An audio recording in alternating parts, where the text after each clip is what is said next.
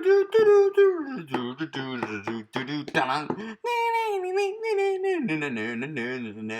welcome back to the podcast.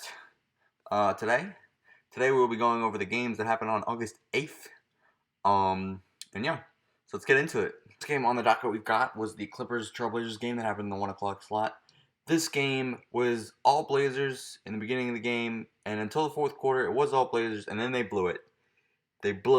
I mean, Paul George was sitting on the bench in the fourth quarter, or sitting on the bench in crunch time, and they blew it. They had the third stringers out, but the Clippers did, and I don't know, Dame misses 2 free throw shots to lose the game.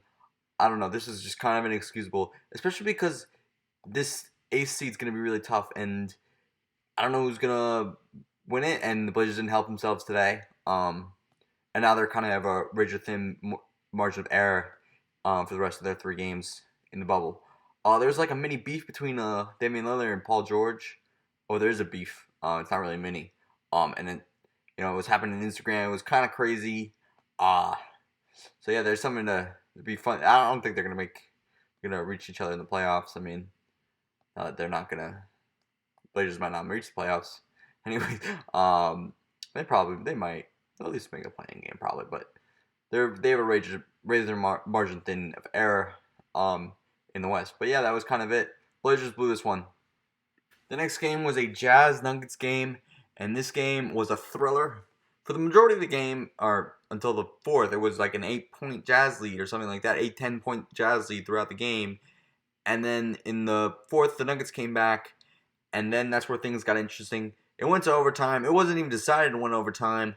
It took 2 overtimes, and Donovan Mitchell missed 2 free throws that would have really helped them there at the end of crunch time right there in the second overtime.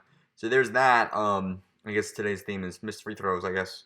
But yeah, Jamal Murray, he had 23 points in his first game in the restart. He was out due to a hamstring injury, but he came back today. Michael Porter Jr. continues his hot streak of games in the bubble. He had 23 points tonight. He's been averaging something like 30 points, pretty good. Him and TJ Warren have really been the real surprising factors in this like little bubble season. So it's nice to see.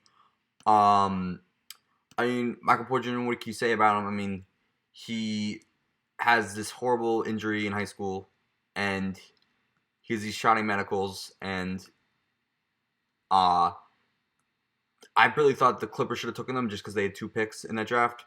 But I mean, they took Shai with one of them, they took Jerome Robinson with the other. But just because you could take you need someone that's gonna produce now, and Michael Porter at the time was not gonna produce until for a while. He ended up not playing for like a year, I think. So yeah, it's good that he's finally paying off for the Nuggets. Yeah, that's it really. There's that. Go to the Suns Heat game.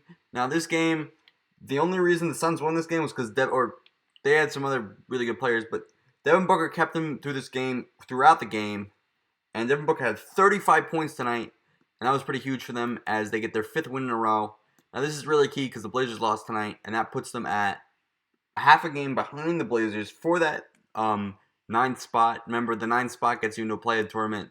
So I mean, for the Suns, it's looking really good. Obviously, you got to win your next 3 games. They got games against the Thunder, the 76ers, and the Mavs. So that's a pretty hard schedule. I mean, the Thunder and the Sixers are going to be playing pretty hard for the next, for at least the next 2 games, just because of seeding wise. They're fighting for, but their respective conferences, they're fighting for the 4, 5, 6 jumble. They're in that little jumble right there in their respective conferences.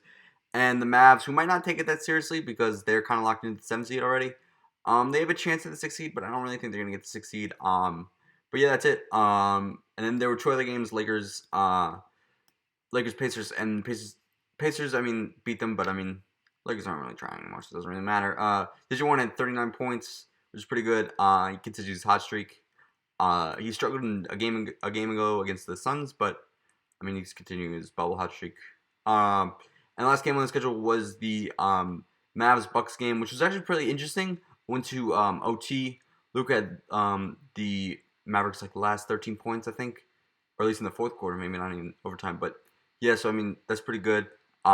But I mean, that wasn't really a game that was kind of high stakes. The Bucks already clinched the 1 seed, and the Mavs are kind of locked into the 7 seed. Now let's go to the Western Conference standings outlook. First off, there's a little jumble of teams of the 4, 5, 6, the Rockets, Thunder, and Jazz. The Rockets are 1 game ahead of the Thunder and the Jazz. That's interesting to see because 4, 5, 6, really interesting matchup wise. Who's going to be there? And what I really want to talk about is the 9, 8, 10.